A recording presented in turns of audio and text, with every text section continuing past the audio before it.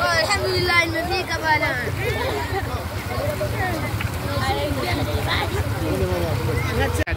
Mimi na watoto 6.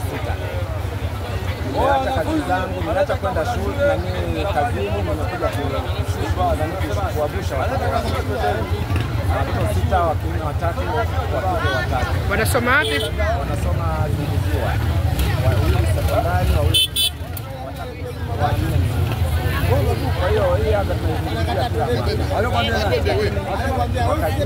wakapandisha kidogo, umefika mabadilisho yao kama haya sasa.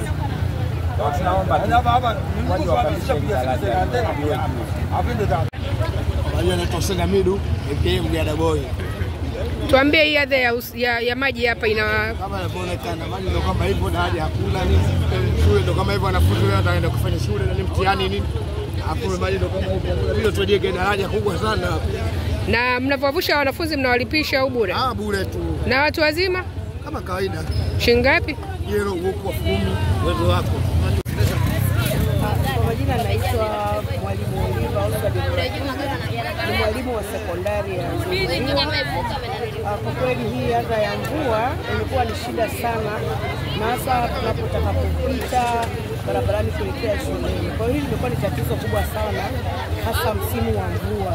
Daraja letu muda mrefu sana limekuwa likijaa maji, kwa hiyo linapelekea utoro kwa watoto unaosababisha mazingira ya hali ya hewa.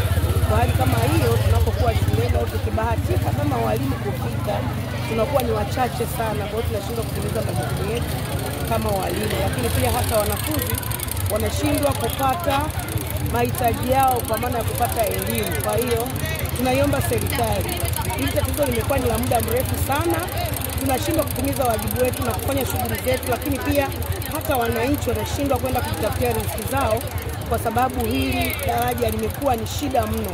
Kwa serikali kama inaweza kutusikia, basi tutizame, kwa sababu hata sisi ni Watanzania kama wengine, na tunahitaji huduma zote ambazo Watanzania wenzetu wanazipata.